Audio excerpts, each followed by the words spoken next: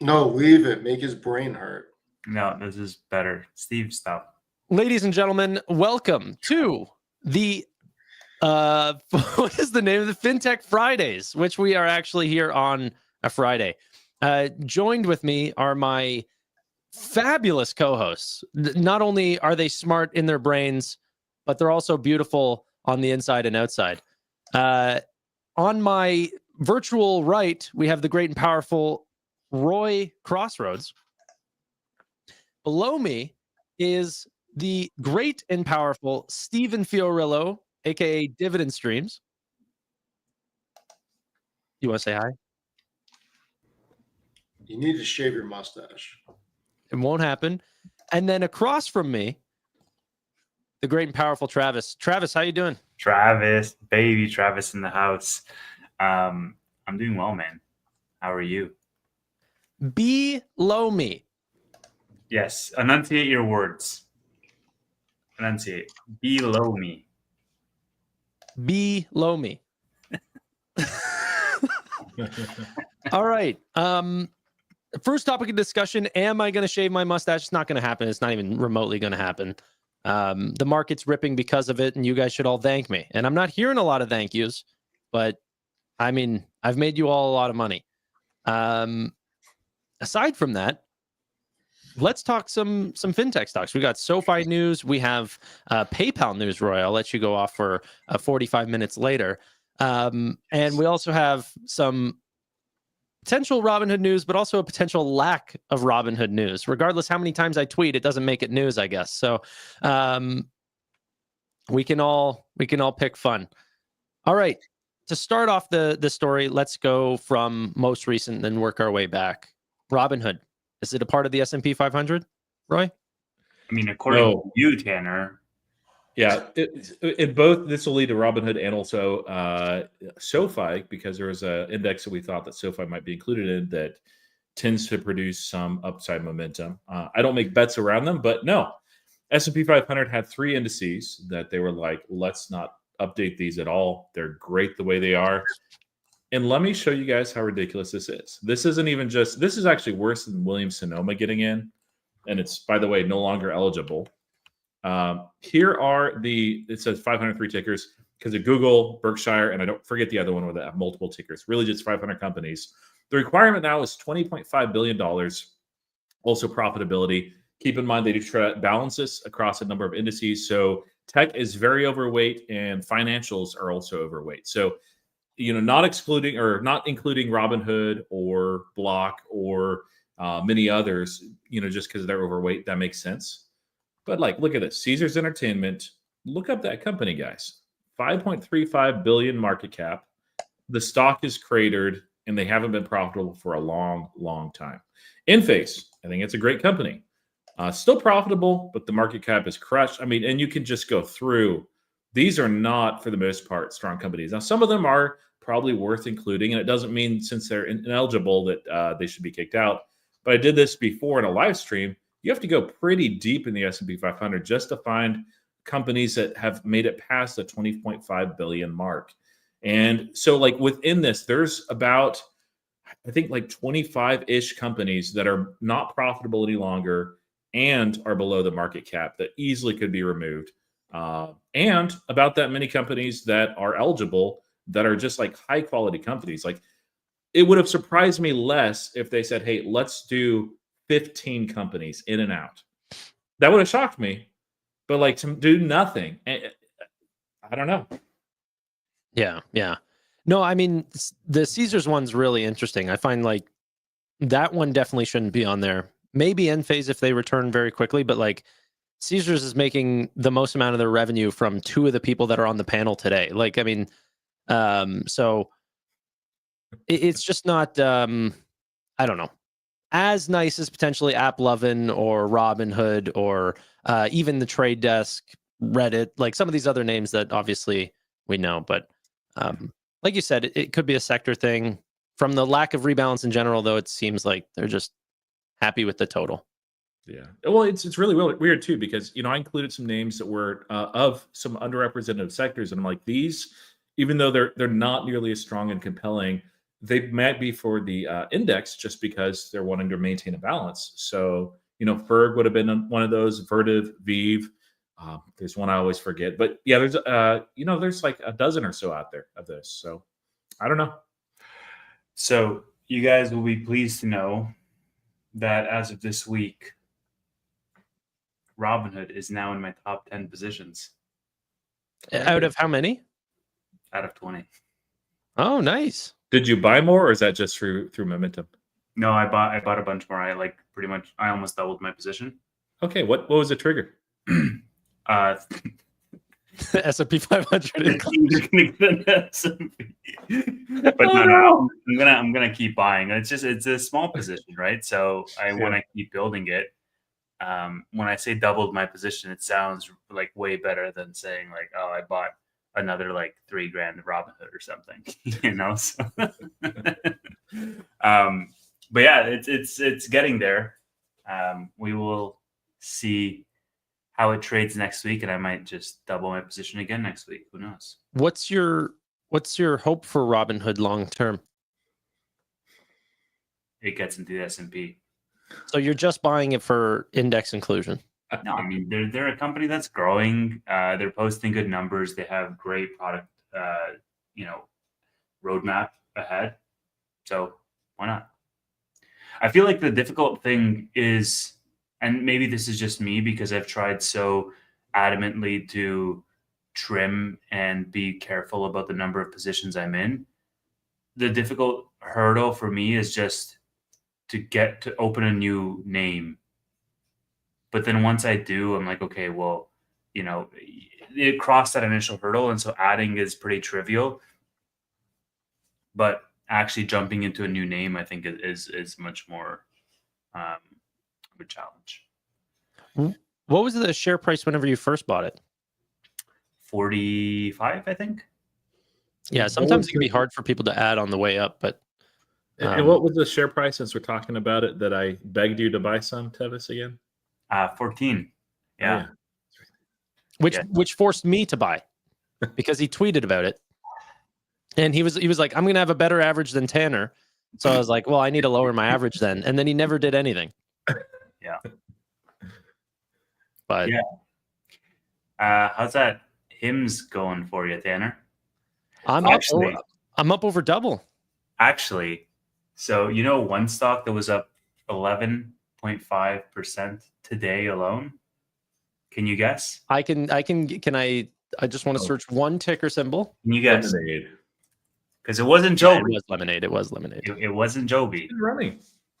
There's actually a lot of retail that are getting interested in the stock, developing and looking into the thesis. I'm not interested in being in an insurance company at all, period. So I'm not even going to bother. But yeah, it looks like you might have something there, Tevis. Yeah. We'll see. I think it's still it's pre-revenue, right? It's pre-profitability. Mm-hmm. Not pre-revenue. That's Joby for you. It's pre-profitability. Just a block. Wait, no, that's having a little nap before we talk about Nvidia. Yeah. But I thought he was gonna pop his head up, but no, he's conked. You're muted. Yeah, I have to take care of something. He's on eBay bidding on baseball cards. I guarantee he's on eBay for sure. I have to take care of something is code for I'm in an auction. Yeah. It's getting down to the last 15 minutes. I'm up against Pokemon Star 101. Yeah, so do we want to get into some bigger tech names, or do we want to talk about the Fireside chat that Sofi had? So talking about some banks or talking about some tech companies? Is that talking about two different tech companies, I guess? Kind of like Amazon and Salesforce and Sofi. They all are pretty much in the same bucket. Yeah. Can't spell fintech without tech. There wasn't really anything new. I think maybe like one or two things in the Fireside chat. Looking at the transcript, I didn't hear it live, but yeah, and that's fine. Sometimes it's a new audience and a different audience, but yeah, they're playing with things pretty close to the vest, which is something that I don't appreciate as a shareholder, but that's what they're doing. So I actually didn't listen to either of the Firesides, surprisingly, which makes me a very bad Sofi content creator. But I heard they were kind of a snooze fest. Steve, do your best Fireside impression. There it is. Yeah, there it is. There it is. That's awesome. Okay. Yeah, I mean, there were a couple snippets in there that they hadn't shared before. So like it wasn't completely a waste of time, but I was surprised at the lack of Q&A and lack of talking about certain products that they're creating. But we want them to talk more. They came out and talked more, and then we're mad at the way that they talked. It definitely can't hurt the business. Hopefully they do more of that. But yeah, Anthony Noto should do some as well. But wait, were both of these LaPointe? I thought one of them was Noto, one was LaPointe. The Wednesday one was LaPointe. What about the later one? I didn't even know that the later one had happened yet. The LaPointe was the only one I was aware of. They're both LaPointe, the one thing, but I think the other one's next week. No? Oh, is it? Yeah. Well, I'll double check, but yeah, maybe we all missed one, but I had to look at somebody else's notes. But interchange volume growth continues to accelerate, so that was the new remark. Yeah, but they're both with LaPointe. What does that even mean, though? It's like, okay, financial services is going to come in even better than what they're coming in at. Like, fantastic. I think DDI posted something that I caught where, or maybe it was somebody else in the SoFi community, where they had highlighted in the transcript that he was saying like expect a lot more revenue in Q2 from loan platform business. And do you know the comps for like year over year was terrible last last quarter we saw a dip, right, in revenue. So the comparable this quarter is going to be crazy. Like it's going to be above 40% growth rates. Yeah, I'll pull that up. I was talking with somebody about that, and they were like, "Oh, SoFi will beat Palantir in quarter over quarter or year over year revenue growth." I'm like, "Yeah, it's growing well first, and second, it's like look at this comp. Like, yeah, it's really weak. One of these things are not like the other." So, I personally like, and this is one thing for if you're newer in the market, guys that are watching. Be careful of that. It's easy for people that are just pumping the stock and the narrative. Like it's true, like if they come in like 44% revenue growth, but what the takeaway from a lot of pumpers is like it's going to keep growing at 44%. Probably not. Like we could see mid-30s growth for a while on SoFi, especially with the loan platform business, especially if there's rate cuts at some point in the future. But yeah, so don't take it with a grain of salt. It's exciting. It's great. It may help the stock price. It probably should, actually. It'll probably get some new eyeballs on it. But yeah, it's not going to sustain whatever that print is. Was the rally today simply because the wider market rallied, or was it anticipation for the mid cap? You mean overall or S&P 500? The SoFi rally. Yeah, the anticipation, front running that. Of course, nothing was included in the index. But also, like on the macro side, it seems like that China and U.S. are coming together, and they're I don't know if it's actually from the S&P. Like we didn't see any drawback after hours, so we saw a run up of 4%, and then it's actually up in the after hours as well. So I don't know. Good point. That's fair. I will also have you guys know that my strangle made it out unharmed. I had 16 covered calls and 1350 cash secured puts, which got a little hairy there, a little bit because it went to like 1330 and then even below last week. But we made it through. So got to write new ones next week. Yeah. Did you guys hear that Nvidia is actually going to start selling to China? Are they actually? They got approved. Oh, wow. No, I'm actually kidding. I thought that was going to wake up Steve, but it didn't. I apologize, guys. It didn't happen. But I was like, how did it react to that? Yeah, no, that's awesome. But it's just fake news, just like in the S&P 500. You're getting into the habit. Anything else? You're getting into the habit of misinformation, Tanner. This is not. I don't like this for you. Misinformation for humor is acceptable. It's true. I saw a comment says unsubbed. No, but hopefully that does end up happening. I mean, I pray, but yeah, just trying to get four people into this chat. Yeah, Tevis panicked so hard about his Nvidia covered calls. Yes, this was true. I was like, what? What's going on? So if that happens, my covered calls are screwed. Dude, I think You're on mute, Tanner. You're still muted. It seemed like you lagged out or something. It's on StreamYard that you're muted. Can you hear me? Yeah. Yeah. You're good. Okay, sorry. I think I accidentally touched a wire and it just disconnected my mic. Steve, what do you want to talk about tonight, man? No, I really don't think he can hear. I bet the bid is down to the last 60 seconds here. It's, Wow. sorry, this This guy, he's made for podcasting, honestly. You know, he's I got was voice watching for radio, eh?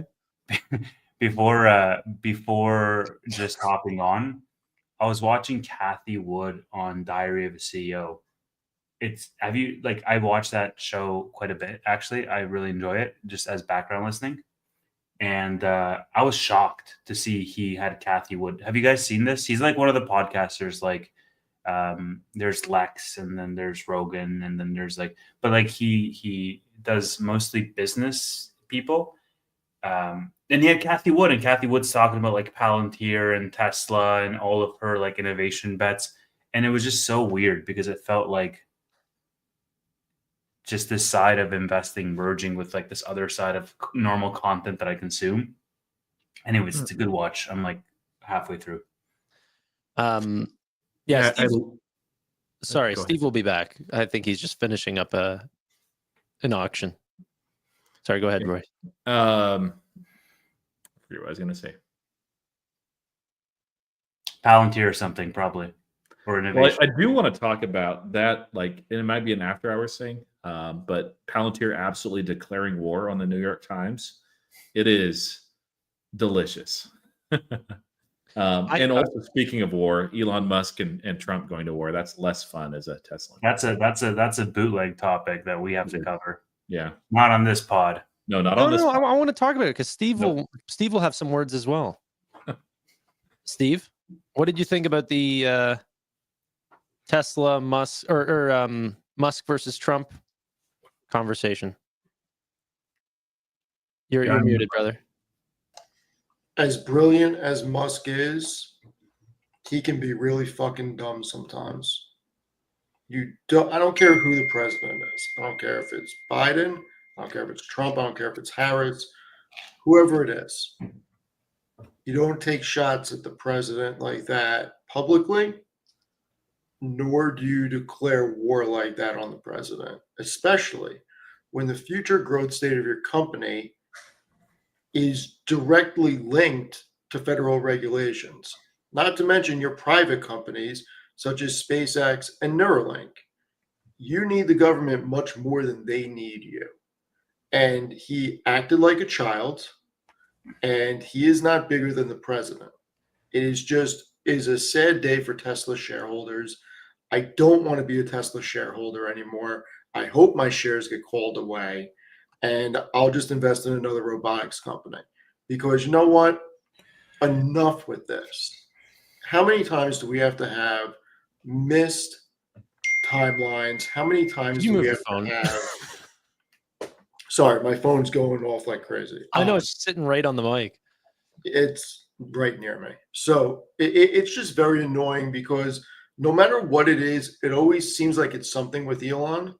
And this time, I think he's really gone too far. And to put things in perspective, he alienated half the country during the election cycle for the most part. Now he just went full-blown blows with a president that has a very loyal following. I don't think that's good for his business by any means. And I really wish he would take the Michael Jordan approach, because I really, as much as he has every right to say whatever he wants because he lives in America, at the same time, business and politics do not mix in a lot of situations. And it is just, I think it's going to do a lot more damage than what was already done to the company. Yeah, I mean, I think that it's interesting watching the stock recover because they're trying to put or like cool down that situation. But the fact that they can flare up a 15% drop should lead to some level of uncertainty. Like, I mean, going forward. So I think that it's interesting that a company has so much potential, but also so much potential downside. And yet the margin for safety on the company, I don't know if there's a lot of it in terms of the price that people are putting on the stock. But I mean, it does have a cult following, which is to its advantage. Yeah, it has a full following, but it's still trading at nosebleed levels. And the future of his company is based on relationships at this point and brand value.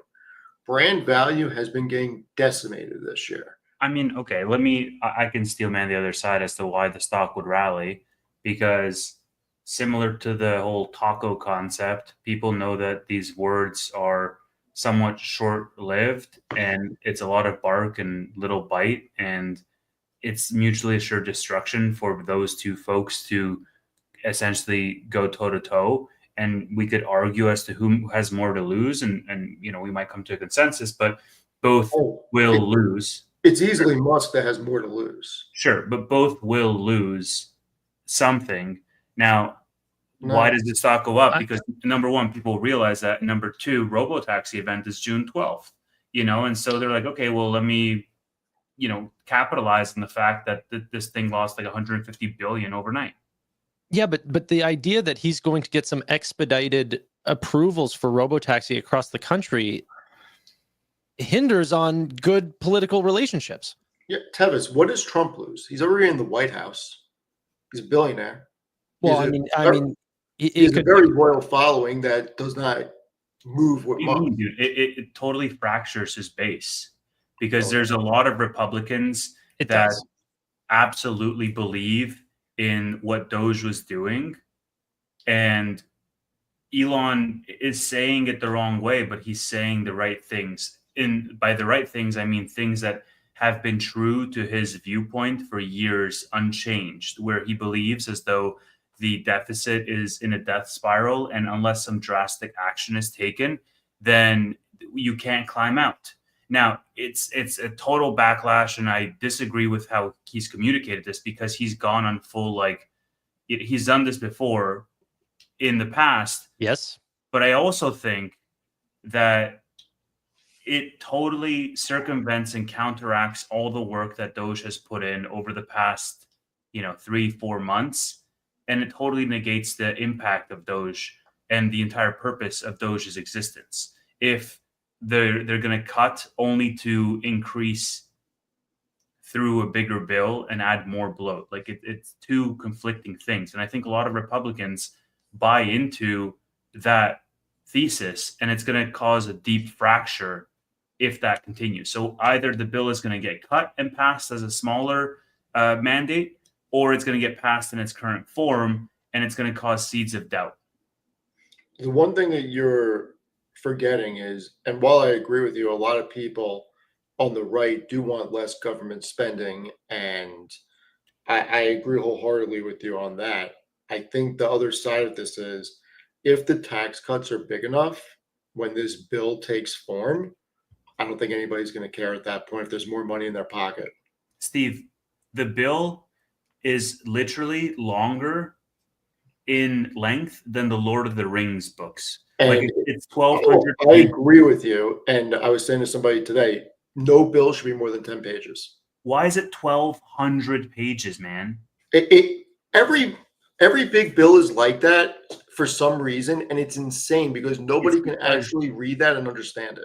But that's exactly the point. That's exactly why the bills are so large, because they sneak in so many smaller things in there that it's not just about the tax cuts. It's about all of these other little things that bloated up to being 1,200 pages. Yeah, because you have all these different people that need to get something out of you to get their And vote, so and I think I absolutely hate it. And I think Nope. that's what he's highlighting, is that it can't be big and beautiful. It can either be big or it can be beautiful. And that's pretty much the entire thesis. He's saying it in entirely the wrong way. But here's the problem. Musk is the CEO of a public company. Yes. I'm sorry, he's not private. Even though technically he is a private citizen, he's not, because he is the CEO of a public company. Yeah. And putting Tesla at risk is a disservice to shareholders. He puts himself over the shareholders all the time. And yes, a lot of CEOs will do that, but there's a lot that don't, and a lot that are like willing to be like, you know what, I'm going to be willing to make this sacrifice because it's the right thing for shareholders. Because they actually, in part, some of them really do care, but in part, they're just like, that's just good because I'm a majority shareholder too.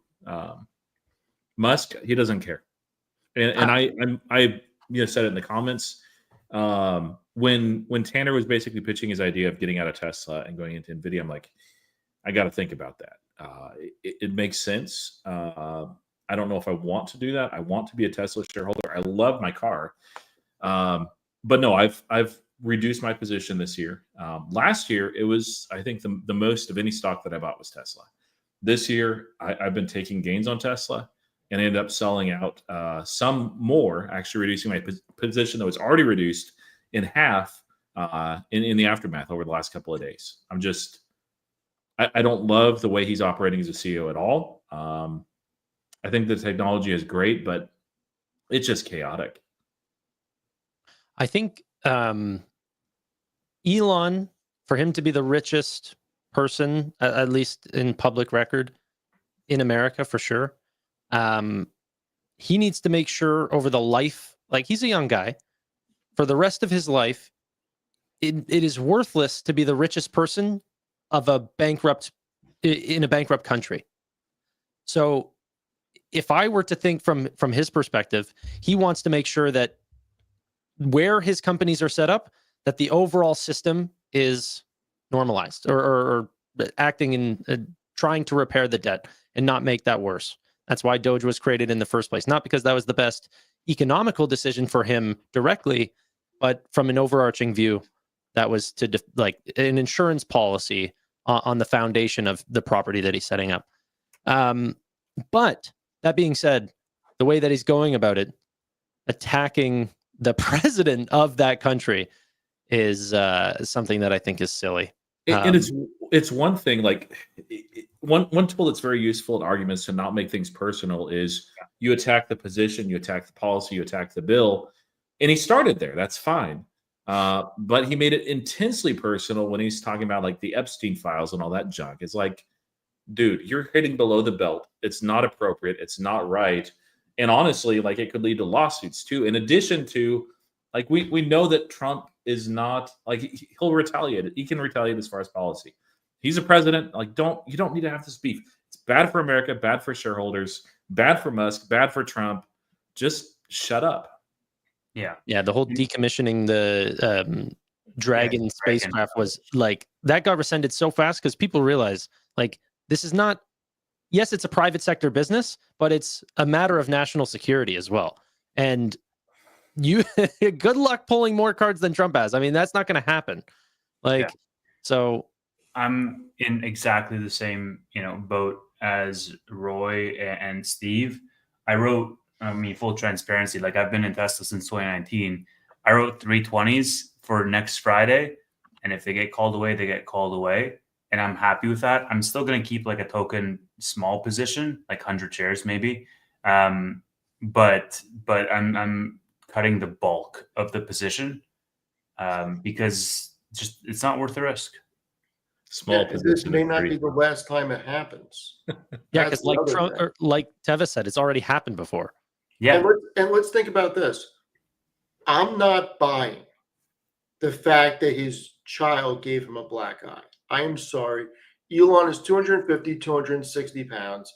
We know that last year or a year and a half ago, he was training jiu-jitsu with GSP and Lex Friedman when the whole thing about him and Zuckerberg potentially fighting was happening. I'm sorry, a 4-year-old is not giving you that type of black eye. It's not happening. But I might be out of Tesla on Monday. I got to think about it this weekend. Like something else happened. I'm not going to speculate on what happened, but I know enough people with kids. I've been around enough nephews and stuff. No, like that's not happening. Like, I'm sorry, if a 4-year-old hits me in the eye, I'm not getting a black eye. it's like the gorilla versus 100 men. You're thinking it's only one kid. Maybe it's all of his kids. Right. know, He's got they're like all 14 teaming or up on 18 kids. I get that. But don't you think it seems weird that he had that? Like that was a legit black eye he had. Yeah, it was 1 week before he wrapped it up at Doge. Yeah, it was Optimus. But yeah, I do think that I didn't see this coming. Everyone's like, "Oh my God, Tanner, you know, it worked out for you now." I didn't see this coming, but there was key man risk. That was for certain. That was certain, not for certain. I'm really interested in what Q2 deliveries are going to be. Awful. Did you see actually the Google search traffic for buy a Tesla had like spiked through the roof apparently? And you saw all these memes around like the left now not knowing if they should hate him or like him again. And it seems weird, man, but it's like by screwing over both parties, he almost neutralized it again. No. And he's now seen as apolitical because he's not supporting either. I don't think that ever happens. I don't think he'll ever be looked at as apolitical, Tavis, only because he did so much on the campaign trail that, and nobody can say if it pushed him over the edge or not to get Trump in the White House, but it didn't hurt.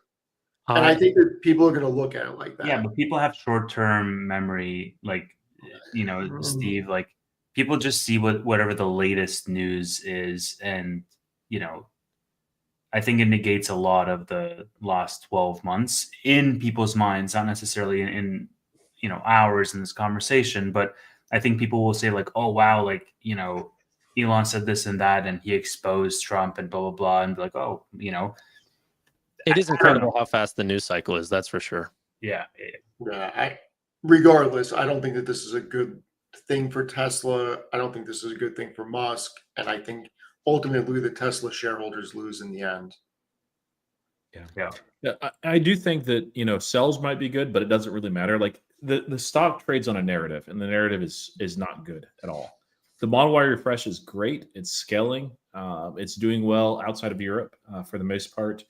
And especially if they run some sort of promotion, you know, as far as APR, I know that cuts into margin, but that'll drive sales. And the specter of this EV tax credit going away is going to be a forward demand lever that's driving sales in Q3 and Q4. So they might actually have really good numbers, but still, like here, like if Tesla is trading at like 100, it's like, sure, I'll just, you know, I'll write it out. That's fine. We're at $300. Like with this kind of risk, I think that I might just move on Monday. And think about it like this. Tesla's always traded at a premium. It always has. It's never traded within any sense of reality with where everything else is traded. Sure, things like Amazon always historically trade at a high valuation, but now Amazon is not trading at a high valuation. Tesla's still trading at a very high valuation. Do we really think that after this, it is still going to get that valuation in the future? I don't know that the answer is yes. I mean, I'm still shocked that it is trading at this large of a multiple now. The profitability is not there. And with what just happened, it could slow roll robotaxis. It could slow roll Optimus.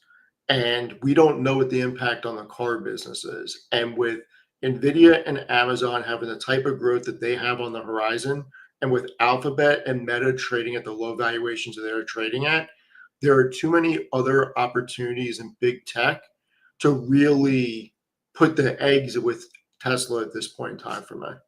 So like once my shares get called away, I'm not rolling. I'm out.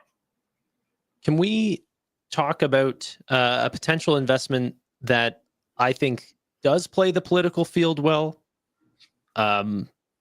Is apolitical whenever talking about different political parties, and still is into humanoid robotics, physical AI, agentic AI, Gen AI, Nvidia, Jensen Huang. Like, can we not like highlight really quickly how well he's freaking done? I mean, he disagrees with Trump and the administration so much in the last quarter earnings, and then he said they're doing a beautiful job. Trump has a master plan. All of these things that he didn't have to say, but he did it to kiss the ring and continue in the good graces. I think that he is just a master at being a public CEO. Yes, he's might be the best CEO on the planet. I think I'd say that he is. Definitely top 5. Yeah. Without a question. And I agree with everything you said, Tanner. I mean, that was a master class in how to get your point across without alienating anybody and delivering the information that was needed to be delivered. And he's right on a lot of things. You want the next generation tech stack to be built on American software and American hardware. And there's nothing wrong with saying it. And he did it in a way that didn't alienate the administration. And that's what you want in a CEO. Yeah. Yeah. And then in the same breath, he's going over to Beijing and meeting up with Chinese officials and saying, China is a lifelong partner. We've been doing business with them for 30 years. We're going to be doing business for 30 more years. I mean, he is placing himself in the good graces of everyone and not picking sides. Yeah. Like, I mean, when you think about Jensen going over, Karp going over, and just going on this multi-country run with Trump, what does Elon have to offer in that? Cars? Like, really, at this point, what does Elon have to offer? yeah, he was there as well, though. No, but I'm just saying, like, what does he have to offer? Like, he doesn't have defense software. And I mean, you could say energy. They definitely play. That's fair. I also think that Tesla could have shifted into a defense company and went the drone route and built a mini Android off their software stack, especially with their engineering and manufacturing plant. I think That's a pipe dream now. I think technologically they could have. I think that they chose not to because that would have, at the time, alienated a significant part of their base, which were Democrats. And that would have been a mistake. Now, doesn't matter, but it may be too late. I mean, there's different ways they could have done it. They could have had a separate company that Tesla owned 40% of or 50% of and gave the seed capital to and ran it out of a different company to avoid what you just said, because it very well may have. But look at Andrew. Look at the latest funding round that they just got. I mean, there is going to be a huge upgrade cycle in defense, and Tesla really could have been on the forefront of that. Mm-hmm. Yeah, I think that it's something that they could definitely build into for sure. I mean, that article from Morgan Stanley around the drones thing was really interesting. Anyway, is there any other topics that we want to talk about around big tech? Yeah, any I mean, comments around Meta's nuclear deal? Anything along these lines?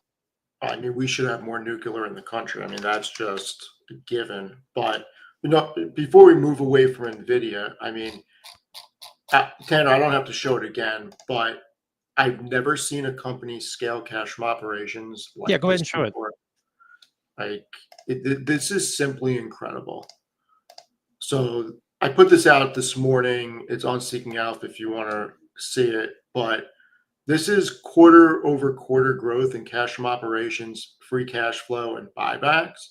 I've never seen a company scale like this. Can you make it any bigger? Awesome.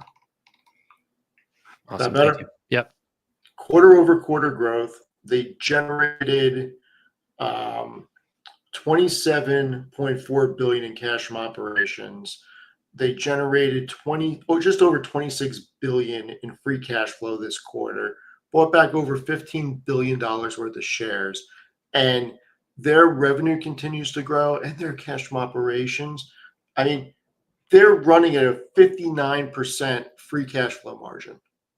Dude, They're look at the capex. They're a hardware company. Yeah.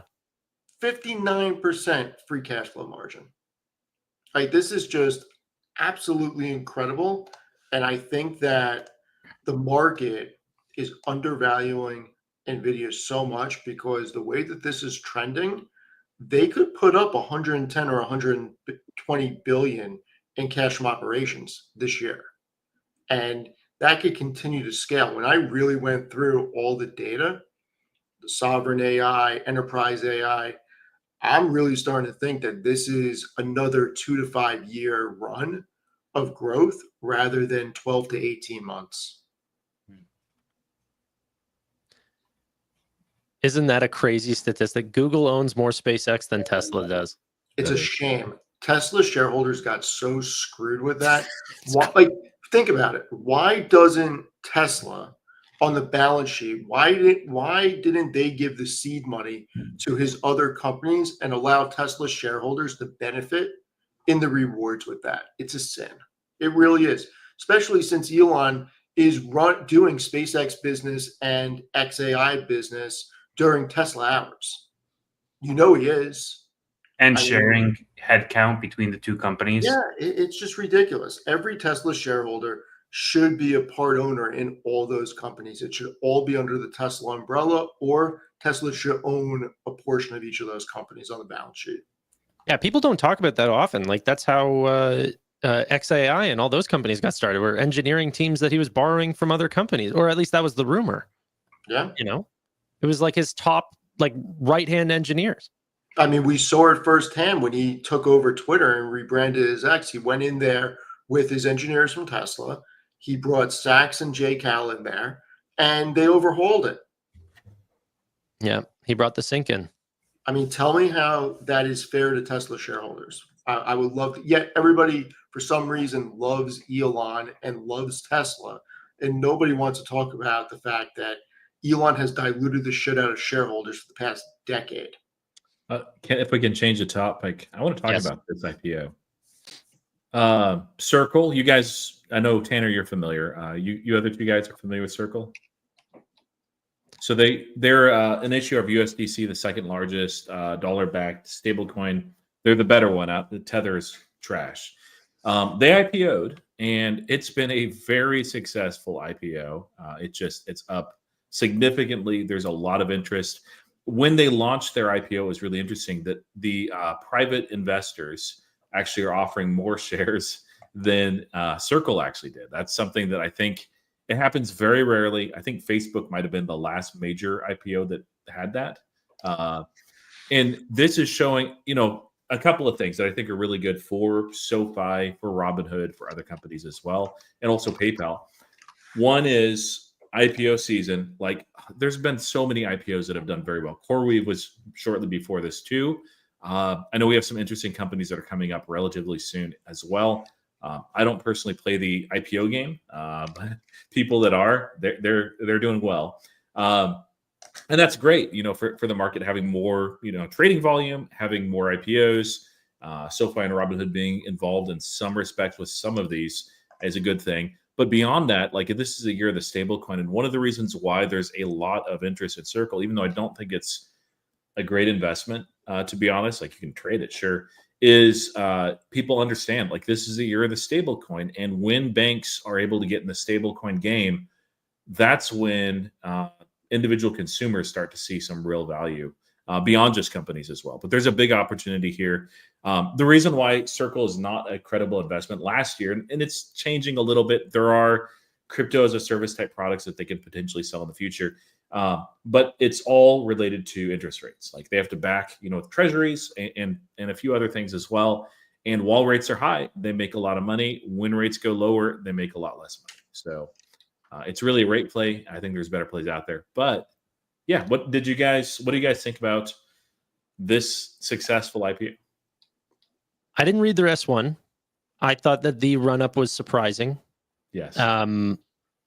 My understanding of how these stablecoins make the majority of their money is they're using other people's dollars to invest in treasuries and other you know, extreme safe investments, which was actually floated around recently, talking about how like the majority of US debt is going to be held by stablecoin issuers. I think that's pretty interesting. Yeah. Overall, though, I don't see what makes Circle different from Paxos, different from Tether, different from any of the other companies that could start. It seems like one of those businesses that is definitely a commodity. Yes. Yeah. So I will say, like, to throw Tether under the bus, like it's a foreign issuer, and they have not complied with regulations at all. They've been very evasive. They've gotten a little bit better, but people were all in the crypto markets. This was a for at long least the time ago, past though, 5 right? years. No, even still, they're not fully. They have not fully complied. And even like Circle has done really well with regulation. Like MiCA was one of those things that actually PayUSD was no longer able to be offered in Europe because they weren't MiCA certified. Circle, I believe, was. Tether was not. Tether just does their own sketchy thing, and I don't think it's fully backed. Yeah, Paxos, you're right. That's a pretty amazing issuer. But yeah, this is a commodity, and while rates are high, they will make a lot of money. When rates go lower, even if the Circle USDC expands dramatically, it's still going to be a drag. Like it's just not going to grow like some people expect, despite actual stablecoin being a massive growth wave. And really, the better way to invest is companies that actually benefit from stablecoin, whether that's a PayPal, whether that is perhaps a Robinhood. We'll see what they announce at their crypto event here later this month. Banks, when they're actually able to get in that game. I'm sure Shopify will be all over this too. There's a lot of winners in this. Just easier plays. We actually saw Jeremy do a presentation live. Do you remember that, Roy? Yes. At Robinhood Summit. Mm-hmm. And that was, and I'm not trying to be rude, but that was the time to have a nap. Like that was where it was a snooze fest. Yeah. I actually forgot about it, and I'm like, oh yeah, that's right. Yeah, exactly. Yeah, because you were in the fetal position, having a quick nap between the next actual show. No, but what I mean by that is I'm surprised by the insane run up on the stock. And if you talk about the types of investments that, like, say, Amit would want to invest in, very hype or like exciting companies, I don't know if Circle plays into that list. But like I said, I didn't see the S1. Maybe it was just extremely poorly valued. I mean, it could have just been misaligned with what the actual fundamentals of the business are. And somebody mentioned in the comments, Chime. That's the company I couldn't remember that is IPOing next week. So that'll be a big one. The soon-to-be #1 user of the tech platform for SoFi. They're in the process of migrating to their own core, which I think speaks volumes on the video I released today on the CTO issue that SoFi has. They're done, I'm pretty sure. They're done migrating. They've been migrating for a year and a half now.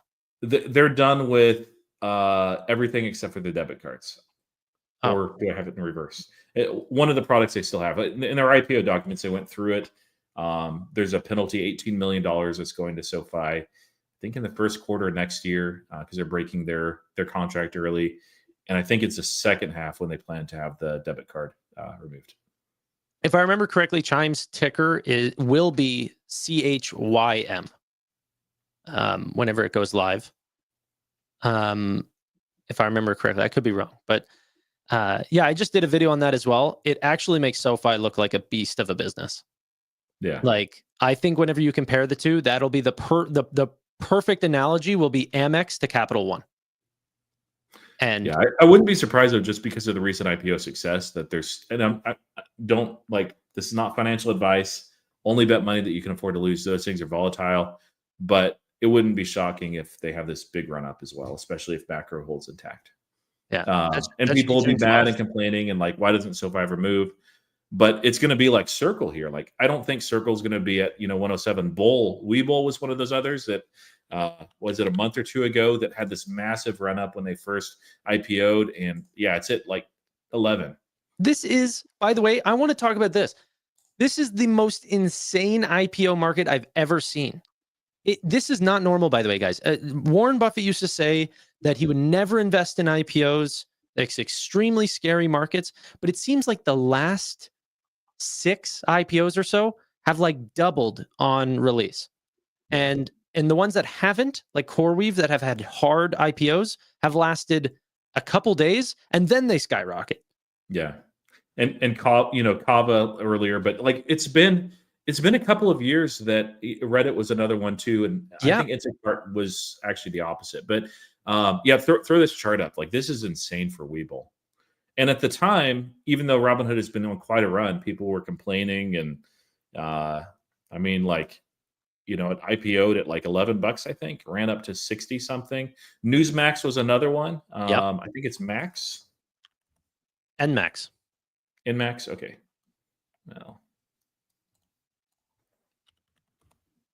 There we go. Yeah, I'm sure it's not up where it was before, but I mean, look at this. $234, and now it's trading at 16.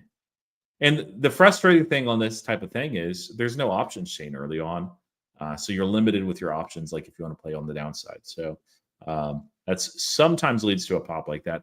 Not always. It's not guaranteed. And at some point, this party will end. So maybe a trade idea for some folks, but only trade with money you can afford to lose, because you can get burned badly. There's a lot of volatility on this open. Please, please, please, guys, if you haven't seen Chimes S1, take a read into it if you're a SoFi investor. It will show you how good SoFi really is. And then if you look at the valuation that they're trying to get for this business, I mean, it's aggressive. They might get it, but man, it's SoFi is so much better positioned than Chime. And I'm biased, but I mean, I'm not too biased. Like, you guys see the negative stuff I put out on SoFi too. I try not to have too bad of blinders, but yeah. No, but even just like, they're doing really well at offering products for consumers that are lower down on the income or FICO thing, which I think is like, morally, they are an amazing company. You're offering products to people who have notoriously been preyed upon financially, like terrible credit cards, awful account fees, overdraft fees that rip people to shreds. Chime is actually offering great products to those users and like saving them a fortune. I think that is morally amazing, but not every great company means a great investable stock, or at least versus its peers. Mm-hmm. So yeah. Tevis. Yeah. Any other stories for this week that really excite you? Stories for this week. Yeah, that caught your attention. No, nothing else. I don't. How about what that? do we mix? Oh, okay. Yeah, go ahead. Go ahead. I didn't see this, actually. We got a couple minutes left. He can talk PayPal. Yep, it is PayPal. Perplexity, and of course, PayPal partnered for native integration of payments. Probably won't be the only person to do that. It may be an exclusive, but I would guess not. I think that we're going to see a number of people involved in this, but Perplexity, this is something to keep an eye on. The driving force right here is a Motorola partnership, and we might see more of that too. We've seen rumors of Apple and also Samsung that are coming from credible sources that they're considering adopting Perplexity as well. And so, part of that probably is a DOJ probe towards Google, trying to potentially even break that contract between Google paying for the search provider rights on Apple. And if so, Perplexity probably will be a winner, and a secondary winner will be PayPal, just because of the agentic commerce, as long as it goes well. But I kind of broke down in my video today where I talked about like the CTO of PayPal. Like, when he was hired at the time, I'm like, okay, this is good. That's nice. It's better than nice. Like, look at what he helped to build at Walmart, and people just kind of wrote that off. It's all in the back end. And now you see where Walmart stock is, and it's like it's all because of that tech focus. I won't spoil my video. There's a lot on there where I talk about that and how it compares to what we're getting out of our CTO and SoFi. It's frustrating, but this is just lovely to see. Now, that's still very small compared to Google, and I'm not saying Google is doomed. Again, these guys think I'm bullish on Google because I'm like, hey, it'll probably outperform the S&P 500. Yeah, you are. But yeah, nevertheless, there's going to be multiple winners in this space, and there's going to be some secondary and tertiary winners too. And PayPal is just so well positioned. Like, so we've talked about tonight stablecoin and people's interest in stablecoin. Yeah. Guess who was early on that one? PayPal. We're talking about AI commerce, agentic commerce. Not as early AI as Circle. Guess who was early on that one? It's PayPal. Hmm. It's just a different company. The market has not fully appreciated it. And the other part that's really cool is we've talked about, Tanner, a lot about like all these things that are further off with PayPal, and we'll have to see how they monetize and how they do. Like, there's no guarantees with these things, although there's enough that you would think that a decent number will work and be meaningful in the company, but you don't know. But near term, you got some stuff that got you pretty excited, didn't you? Near term on PayPal. Definitely. Newsworthy headlines. I loved it, but I do needed to see it actually affect the numbers. And then other things just bothered me, like they put out physical cards, which is super exciting. Hopefully they can roll out more types of physical cards or even virtual cards out to other countries. Right now, the main focus for them is United States customers. But like here in Canada, we don't have a lot of access. I know you twitched your head. You're thinking Germany. I'm aware. Yeah, yeah, go to Germany. Yeah. But I'm talking more for me. I mean, I have a PayPal account, but it is hard to spend through unless the merchants that I'm using are also PayPal. The card does make it a lot easier. And so like the interesting thing with Germany is basically they're doing the omni-channel push there with buy now, pay later integration, a lot of personalization as well. But as far as like in person, the opportunity there is immense, just because like I've had German friends that have commented on this, that PayPal basically, I think it's 80% of e-commerce in Germany goes through PayPal. Like they have a massive foothold there. Wow. And basically no in-store presence. And so when Alex Chris announced and said, hey, this is what we're doing, and by the way, we're already at 1 million people that have signed up, like it's a massive growth wave because people love using PayPal. They're comfortable with it. And what they have over in Germany is not what we have in the United States. They don't have a plethora of all these different cards that connect immediately to their banks. I don't know why that is. I just know that it is. And so international revenue is primed a little bit in second quarter, but I think third quarter to really boost significantly. And a big part of that is, I think it's 44% of the revenue actually comes from international for PayPal. And the dollar is actually neutral for once. They report a dollar neutral all the time, and it's usually at like 108, 110%, something like that. And so it's crushing about 10% of their revenue overseas. And now it's actually under parity. So that's a really good thing for companies like PayPal that have a large foothold overseas. So yeah, there's what I love, just to sum it up, is they're actually doing a lot of innovation now. Some of it's further out, and they're not quite moonshots, but they're close to it. Big opportunities that may or may not work out. And they also have near-term drivers of revenue, which second quarter will just be okay-ish, but their expectations are for far worse than that. And I think that they continue to build on this success. So I'm buying a lot of PayPal, and I may just sell out a Tesla and just buy more PayPal. Sounds weird, but I want to talk really quickly actually about another Mag 7 company that we don't or that we didn't talk about today, which was Google. A ton of Sundar Pichai interviews lately. He's been on a media spree. I assume you guys have seen some of these. All In, Lex Friedman. What were some of the other ones? There were a few. I think I saw about 4 this week. What are your guys' thoughts about Google right now? Obviously, Roy said that he was bearish. neutral. Yeah, definitely has some Technically concerns on bullish. search. Outperform S&P 500. I'm bullish on every single thing about Google, except for culture is just meh. CEO is just meh for a company of that caliber. And search/ads is I'm actually negative on. But there's like a dozen things at Google. I'm like, man, they're doing these things so well. So there is a price, there is a valuation in which I theoretically buy Google, but it's not here.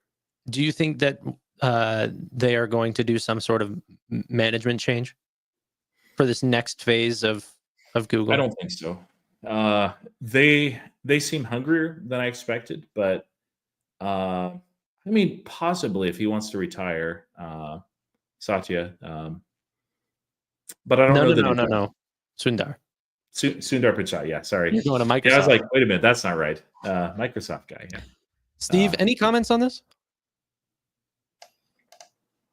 Yeah, I mean, you and I talked about it earlier, and I think Google is the most undervalued in the Mag 7.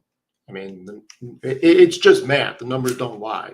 They put up a ton of free cash flow, a ton of profitability. They do everything right. There is headline risk with Alphabet and specifically around search, and people are buying into something that's not true. And the bottom line is the numbers prove it. There is year-over-year growth and quarter-over-quarter growth in search. And a lot of people are buying into this narrative that search is going to lose its mode and it's going to lose its revenue, yet it doesn't. I mean, it keeps putting up bigger, and bigger numbers. Well, it is, though. It is what? It is deteriorating. Have you seen the revenue numbers? Do I need to show those again? The revenue is because they're charging more, Steve. Right, but do I need to show the revenue numbers? Then the volume's fine, but what you're not showing is there's a phenomenon that's happening where no-click phenomenon. That's not good for Google at all. And that's increasing dramatically. And a lot of it is the agents in the background, all these different APIs, all these different interfaces, LLMs. And that trend is going to continue and accelerate. It's Google can cherry pick numbers for a while and continue to raise a cost, but unless the ROI is actually there for the advertisers, and we're seeing some deterioration in those, like the Trade Desk had a massive headline that came out when I think it was Adweek. Did you see that headline, Tanner? But regardless, like there's a lot shifting on advertising right now. That's one of the reasons why AppLovin is actually positioned pretty well, is because their model is not deteriorating. PayPal is launching a model. We'll see how it does. Amazon's doing great. Right. It's really funny using the words deteriorating when search generated $50 billion last quarter. Okay, but that if part you keep doesn't raising matter. the price, as long as people pay it. Of course it does matter. $50.7 billion. No, I get that, Steve. Search. But if they make 49 next quarter, people will be pissed, right? I'm not saying they won't be, but that doesn't mean that search is going to die. No, he's not calling for that either. So he's saying worse than people expect. Look, and that is why it is being undervalued right now, because everybody's been waiting for this shoe to drop, which still has not dropped. I mean, still had 10% year-over-year growth in Q1 in search revenue. Whether it is they're charging more or not, as long as they keep generating more revenue, I mean, it's very hard to get behind this idea that search is going to die. They're not going to figure it out. I mean, 51 billion in search is more money than companies make in 5 years or 3 years, depending on what company they are for revenue. And that's just one component of their business. I mean, you know what? I think that's what's changed my mind on Google. I was extremely pessimistic. Everyone remembers this. Like, I thought AI was going to eat their lunch. Now, that still could happen, but I think it's going to be closer to banking, like traditional branch banking. Whenever Cash App and Venmo and all the PayPal even, they thought that they were just going to kill the big banks, when really it just created a larger market in general, and the banks continued to grow even through it. So I have a feeling that Google is going to continue to grow, and the advancements that AI brings will allow them to charge more for advertising, because they'll increase their conversions, and then 2, put search where it's never been before, like being used whenever you're in a car, or more throughout your day whenever you have different questions. Am I wrong on that assumption? No, and you can even go a step further with it. I mean, the whole thing that they put out with payment, payment plans and monthly fees for their AI services, there are a lot of freelancers and a lot of companies that will be paying if it streamlines productivity, without a question. I mean, if it makes my life easier for a couple $100 a month and I gain value out of it, I will get it. It becomes a write-off. Like it's just, the possibilities are limitless, and we're forgetting about Google Cloud. We're forgetting about the tremendous growth with that. YouTube, subscriptions, their subscription business is starting to mimic what Apple services looked like a couple of years ago. Like the sum of the parts with this is incredible. and it's all headline risk on one segment of the business. So I would encourage you, because you guys are both Google investors, to look into what SEO people are saying right now about search. Look at what the Cloudflare CEO said about search, Google volumes. Look at this chart if you'll throw it up, Tanner, as well. And also read articles on Adweek. Like I've spent probably about 40 hours over the last couple of weeks, just that time that I don't really have, delving deeply into this. And I'm not an expert at all, but the trend is really clear of what's happening. And it's Google may be able to monetize and shift that over to Gemini and the AI summaries that they're doing.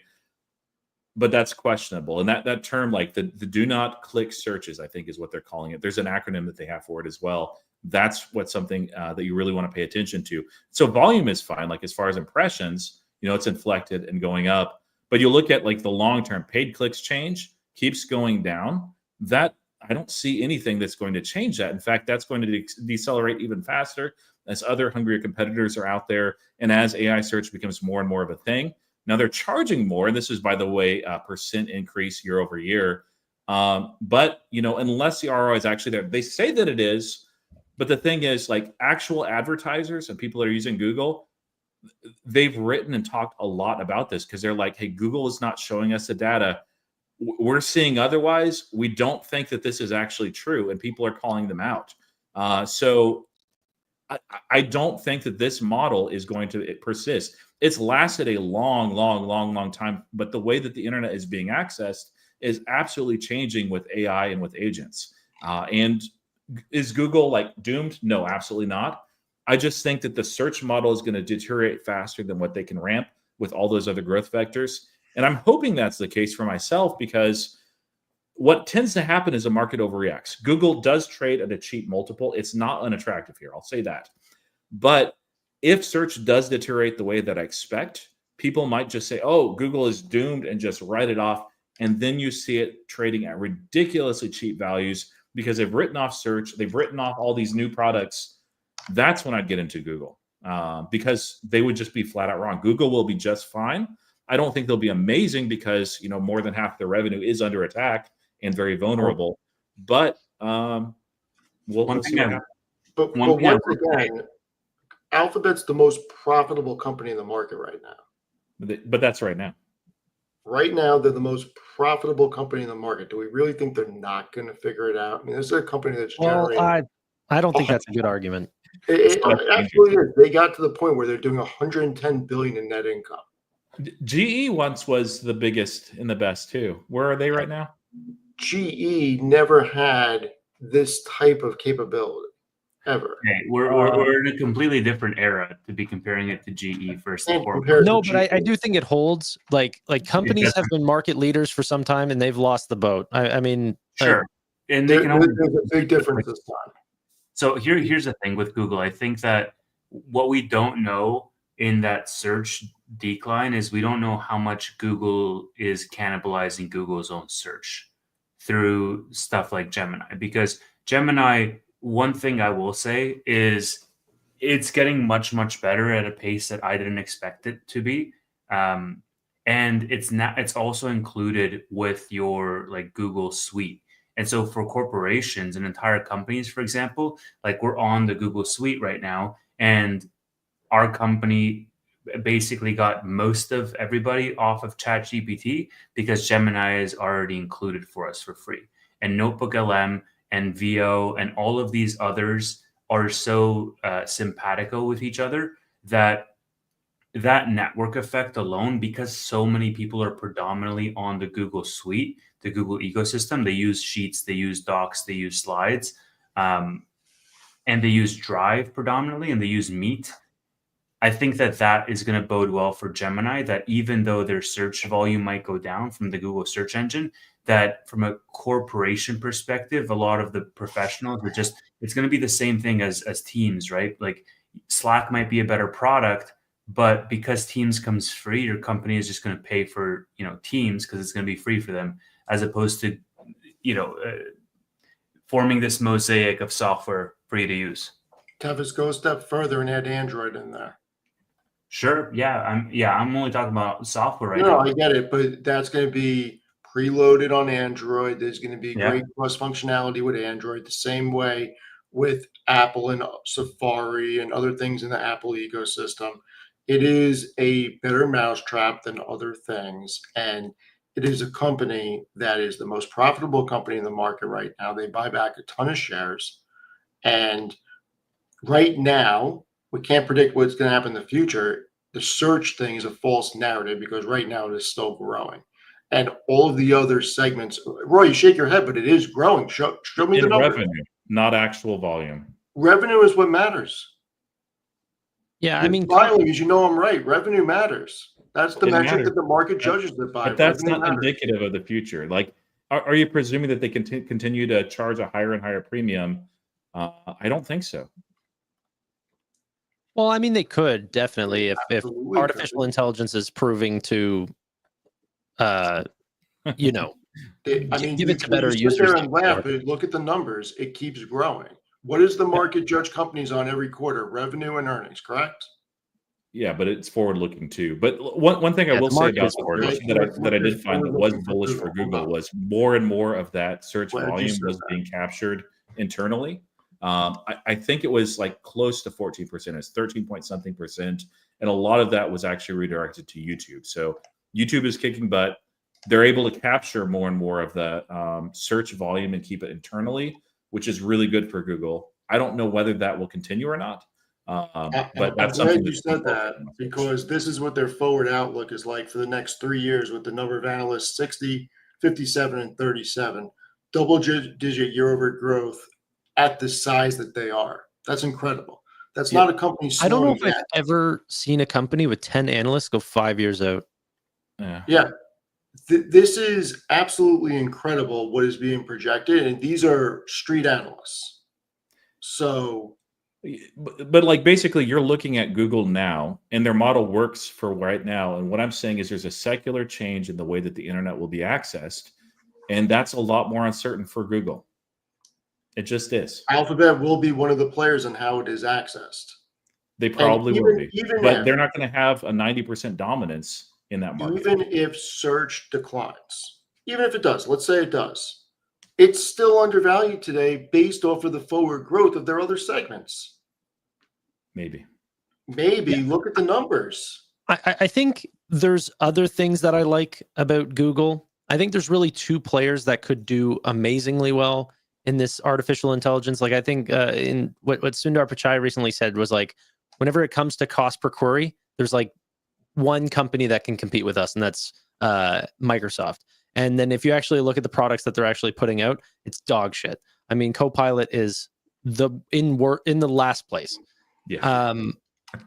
It really like who said it? Mark Benioff said it's the Clippy of the future or whatever. It's like so true. I'm so surprised how quickly they let everyone down.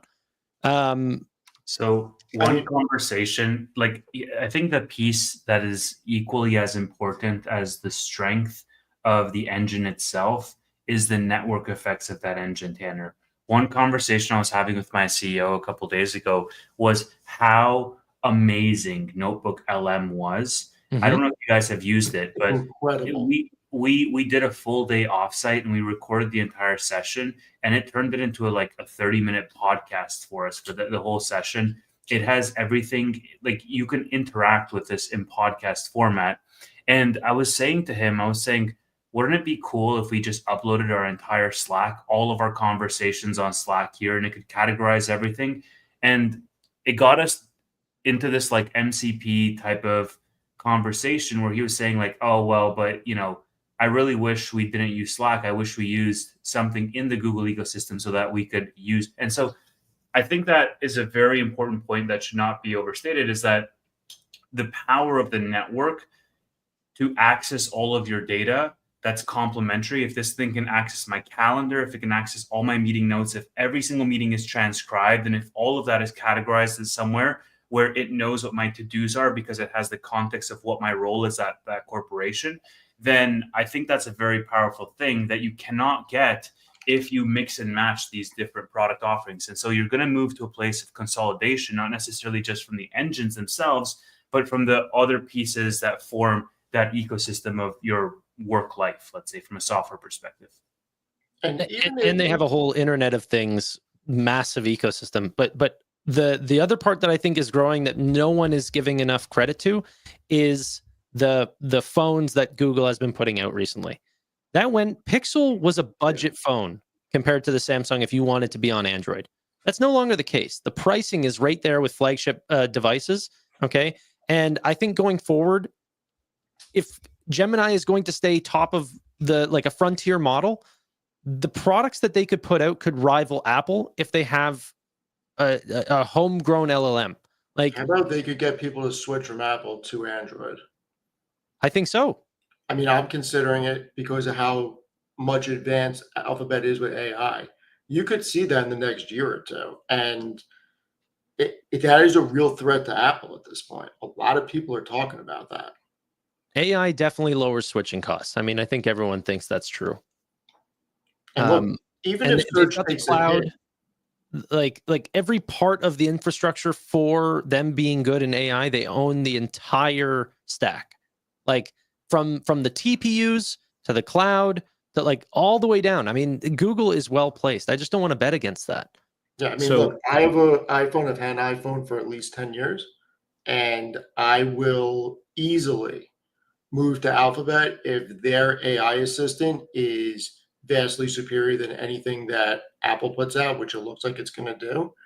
And even if search takes a hit, it does 50.7, even if it takes a 20 billion hit, 40%, its revenue on a quarterly basis is still going to be $70 billion and grow because of cloud, because of services, because of network, YouTube. Like, this is some of the parts that is so undervalued that even if search somehow starts declining, it's not going to matter. So real quick on Google too, because I agree with you guys. I have a Pixel. I think it's the best phone out there. Samsung has good phones too, but Apple I think is just a tier down these days. I bought a Samsung and I regret it. I wish the biggest piece of friction in switching is what Steve just isolated right there. It's not like the cost, it's not the features. It's you're so integrated in the Apple ecosystem, and so you coming over, having to move all your information, all of your stuff, is a pain. And you know what's really good at that? You know what's great at helping with that is AI. It's going to take a little bit. Google will have to work and make sure it works well, but I mean, they're going to get there in the next year or two. And when you move from Apple to Google and it's just like, hey, you click this button, you authorize it, you give it access, and it moves everything over as much as it can on a one-for-one basis, there's going to be a lot more people that make that switch, especially how hard is it to move? Better AI assistants. I mean, okay, you have to redo your contact list. Okay, so what? Yeah. No, but, I mean, so the other part too is that I had to pull up the article for this. Yeah, clicks to organic search results are way down. Zero-click searches are up. The ecosystem thing I mentioned is 14.3 actually stay in a Google ecosystem thing. That's up from 12.1 a year ago. So that's really good for Google. And YouTube is now the top destination for traditional search in the US, EU, and the UK. And it's also the second most visited domain from AI tools in the US, EU, and UK. So it's a mixed bag. Like, I'm not saying Google is doomed and everything is bad. Like, I feel like I may be wrong, but like what I'm seeing is that secular shift in the way the internet is accessed, and it will cause deterioration faster than I think you guys are giving credit for. But you're absolutely right that there's a lot going on in the business that's well positioned. And this isn't the same sleepy Google as it was before ChatGPT moment. No, and they can write a blank check to do whatever they need to do to stay competitive. Yeah, I mean, if you guys remember, I think the roadmap was leaked from ChatGPT recently where they said they are sort of willing to lose $20 billion for the next 2 years to gain market share here. That can't keep up forever. The company that can actually compete with that is Google. There's very few companies that can, but the ones that can, aside from Apple, are actually trying to. Apple doesn't want to. But I mean, Apple's the real loser here, which is so sad. I mean, they've just missed so many waves. Apple is such a loser right now. And it's when I see Alphabet's balance sheet, they got $95 billion in cash on hand, like on hand, without a single dollar from free cash flow. And they have another $51 billion in long-term investments. This is a company that can compete however they want to compete. It's just, I think it's crazy that people are not buying this at a multiple of, I mean, what's it trading at right now? Hold on. While you look that up, I have no idea why people buy Apple and they're not buying Google instead. Yeah, I mean, right now, I'll share this. This is pretty wild, actually. Also, mention Waymo as well, which people are bringing up in chat. It's definitely a good ad. You're getting Alphabet at 15 times forward earnings, 15 times 2027 earnings. Like, that's a fraction of companies like Walmart or Coca-Cola. Coca-Cola is over 20. Yep. Like, are we Yeah. really going to say that you would rather buy Alphabet? Not you. I'm just saying in general. Like, people would rather buy Coca-Cola over Alphabet. Like, to me, that's crazy. That is crazy. ChatGPT won't take over Coca-Cola. It's just, I love Coca-Cola. I'm just saying that that's crazy. That's where we're at. It's like my whole thing with Costco and Walmart. It's just wild that they have bigger valuations than pretty much all these tech companies except for Tesla. But when I see this, you could throw a dart. Alphabet, Meta, Nvidia. You could throw a dart. Doesn't matter. They are undervalued. Amazon's undervalued. I think Apple is heartbreaking what's going on there. Absolutely heartbreaking. That they have screwed that company up so bad. You guys want to know a quick? Let me ask you this, Steve. Let me ask you this. Your Tesla gets called away. Yeah. Where are you putting that money? Google, Amazon, or Meta, Apple. Or Netflix. Not Apple. He's not going to say Apple, but So I think I answered that question last night or today, either with Tanner or Mid. I don't remember who I answered it with, but that money's getting split between Alphabet, Amazon, and Nvidia. Nvidia, baby. And the reason is because I have a lot of Meta. I think the one thing that I always think is a fun thing to go back on whenever you think about like Apple, whenever a company starts putting colors on every single one of their products without changing them and calling that their new addition, that's the sign that they've run out of ideas. Okay? They're out of ideas. They got nothing else to do. It's like whenever a company just starts pouring into buybacks, whenever they're sitting on a bunch of cash and they know nothing else to do with it, they're out of ideas. So to be fair, Apple's buybacks have been a huge boost to creating shareholder value. yeah, so is colors, but it's not a long-term answer to securing their market position. Oh, it is not a long-term solution to securing the market position, but when you have a 3 billion unit install base and you buy back 950 billion worth of shares over the past 10 or 11 years, and you repurchased more than a third of the company, that's why Apple has been able to see the share price go up, and because they manufactured earnings. Like buybacks do. I'm not anti-buyback. I'm just saying PayPal for some reason, but I agree with you. I would have rather seen Apple take 50% of the capital that they allocate toward buybacks and actually do real projects. Forget the car. They should have never done the car. And it's easy to say that in hindsight, but they were never making a car. Like, they were never getting in the car business. That was a fantasy project. That was ridiculous. But they should have been buying content. Content is king. So look at Netflix. Nobody talks about Netflix. I'm not in Netflix. Share price has exploded. But you know what? Everybody likes to consume content. Apple TV needs things. They could have went out and bought Warner Brothers Discovery. They could have went out and bought some soccer teams. Manchester United's a public company.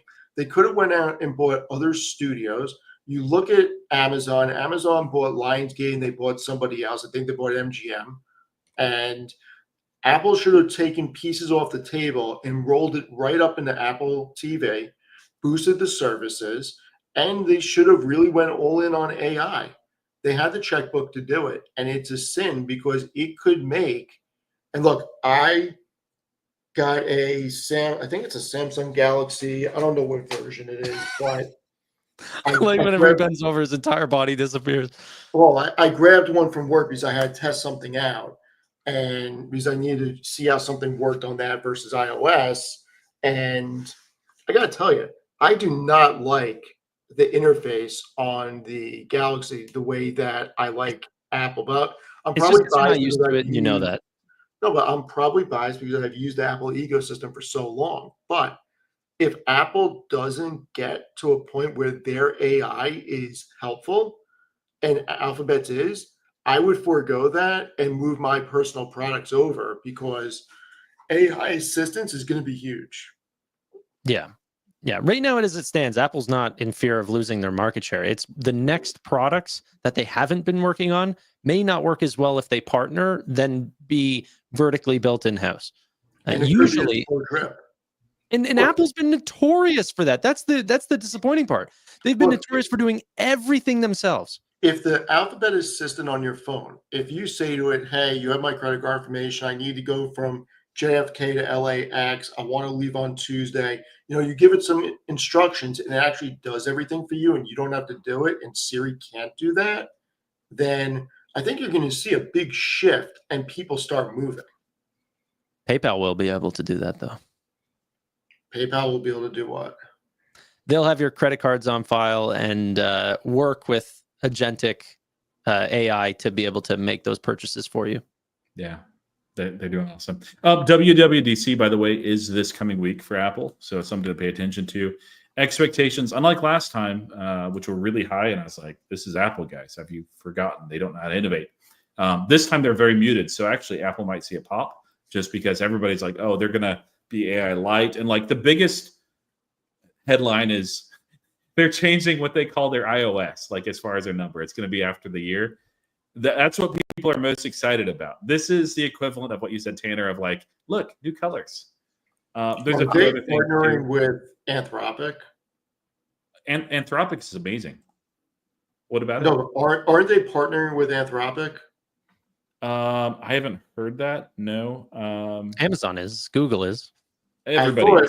I thought Apple was partnering with them. I could be wrong. Anthropic is basically positioning themselves to be the big winner on the back end as far as with infrastructure, with AI. I'm sorry, Perplexity. It was one of those two. Yeah, Yes. Perplexity. There's rumors there. I would love for that to be announced at this event. I don't know that they do that kind of announcement, but that would be sick. But I think that they're basically looking at Perplexity for the reason of if the DOJ says, hey, you cannot partner with Google in this way, they can't just give you whatever $18-20 billion a year for that right.